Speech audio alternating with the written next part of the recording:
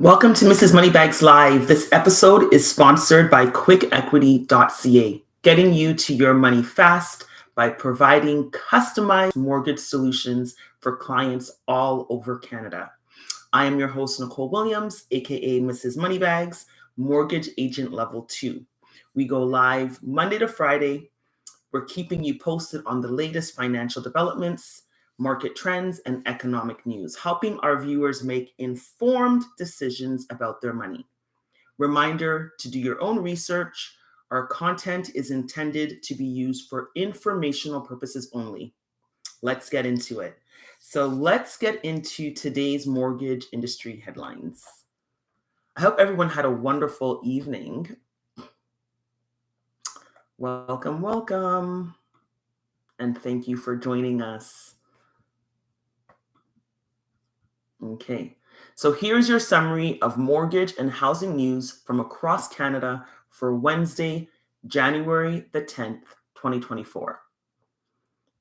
So the headlines are seeming similar to what we discussed yesterday and for the past couple of days. And we don't want to delve and just be in doom and gloom, because I'm a person of positivity. I believe in any economy you can prosper. I believe in there's opportunity in any economy. There's opportunity in any season. It's just a matter of us being positive and having a positive outlook.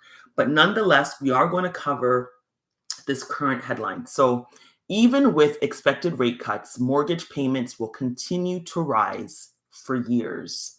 This is according to the Bank of Canada research. Let's see what they're saying in the article.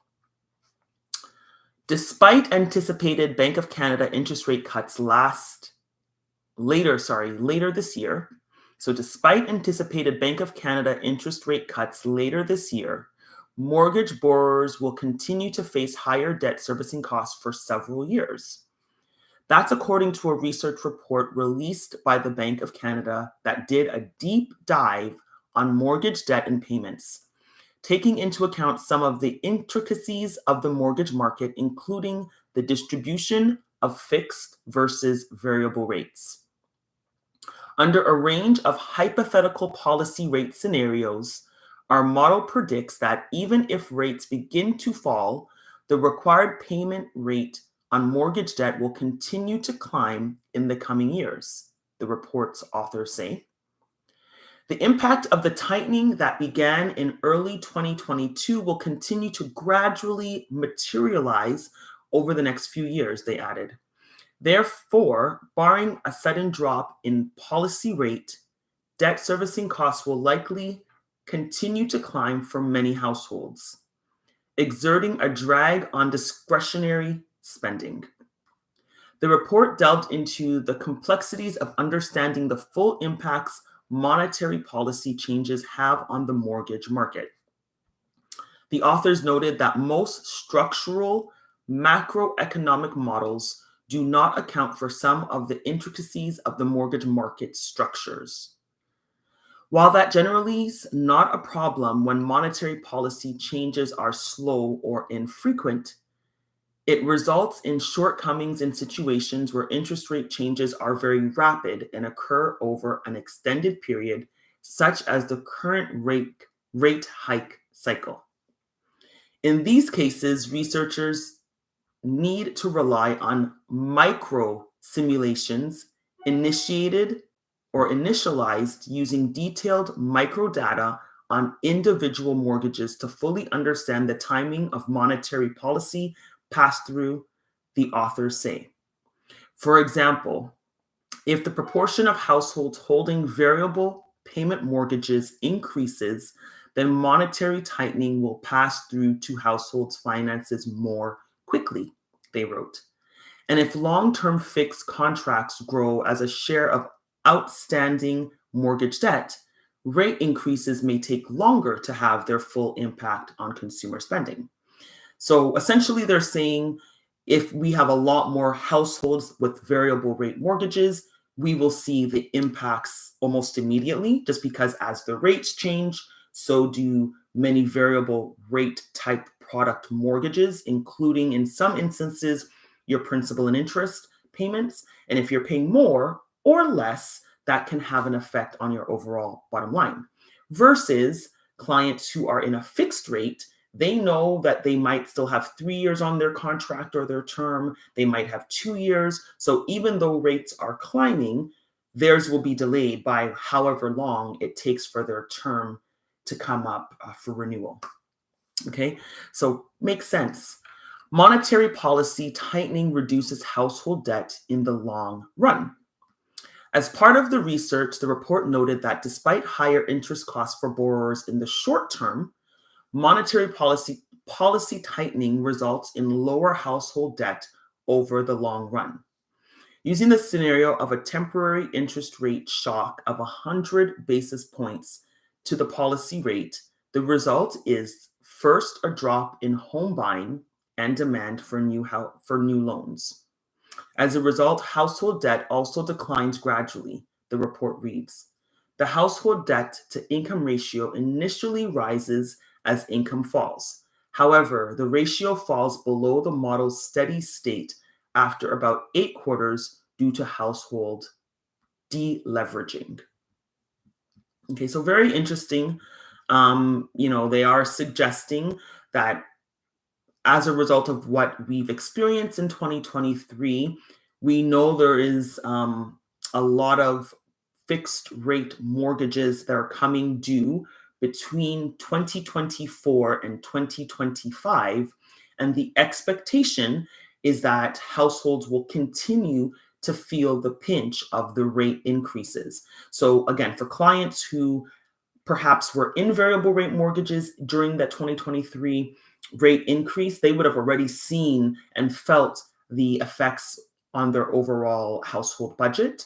But for clients who were in fixed rates that are coming due in 2024, 2025, they, in a sense, will now be catching up to what variable rate clients had already experienced. So again, even with expected rate cuts, because we are coming on slight cuts from 2023, we're still no longer at the rates that we saw prior to 2023. So the 2022 numbers, we still aren't there. So again, clients who are coming up for renewal will see the impact.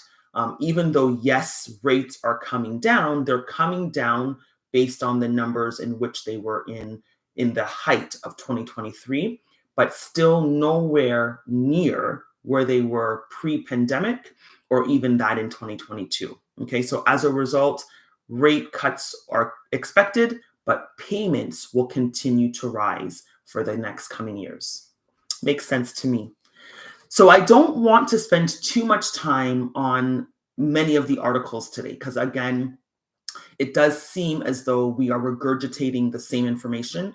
And as I said earlier, we are about positive reinforcement, a positive mind. We believe in thinking as, whatever we want to achieve in life, it all starts from the seed of thought. Yes, it requires work. Yes, it requires consistency. Yes, it requires diligence in ensuring that you're sticking to a plan and adjusting your plan as necessary. But it does start with believing first that you can achieve these goals. So sometimes when we stick too much into the headlines, especially when the headlines are not necessarily as favorable as we would like them to be, we don't want to get bogged down by that. So as a result, we're going to just stick with the one article. We understand that rates are higher across the board, but we have the power to get wealth. So with the cost of borrowing going up, the cost of housing, cost of food, cost of gas, all of these things going up, we too have the power to increase our income. We have the power to increase our cash flow. And these are the things that we need to be thinking about. What are we doing to increase our cash flow? So this leads me right into the financial tip of the day. I want us to sit down, really sit down today, take 5 minutes and list out all of the skills and talents that you naturally have that you are not fully tapping into. And is there an opportunity for you to capitalize your skills and talents into money? Okay. And at the end of the day, money is a resource. Money does not control us. It does not dictate anything outside of the capacity of it being able to exchange. It's an exchange. It's an energy exchange. And because we have the power to get wealth, again, the financial tip of the day is I want us to sit down and really think about our natural skills and talents. What are things that we can do today to increase our overall cash flow? What are things that we can do today to help increase our income? If that's starting that side hustle that we've been thinking about that we've never gotten to, how can we do that? How can we be an assistance to the greater parts of our community? Sometimes by just being of assistance and lending yourself to be considered invaluable can definitely assist you when it comes to the long-term effects of how successful we can translate money-making opportunities. So again, the financial tip of the day is I want us to sit down for 5 minutes thinking about all of our natural skills and talents, delving into figuring out how we can translate these natural skills and talents into earning more money. Okay, we don't want to get too bogged down in the highlights of the newsreels, because at the end of the day, the news is the news. The news reports on things that have happened. They report on things that have already taken place. Yes, news can sometimes give us predictions, and sometimes it can share thoughts on how they see or foresee the economy going. But at the end of the day, we have the power to change all of that. So with that being said, let's get into the Mrs. Moneybags affirmation of the day. So every dollar I spend comes back to me multiplied. Every dollar I spend comes back to me multiplied. Let's say that again 3 times. Okay, let's say that together 3 times. Every dollar I spend comes back to me multiplied. Every dollar I spend comes back to me multiplied.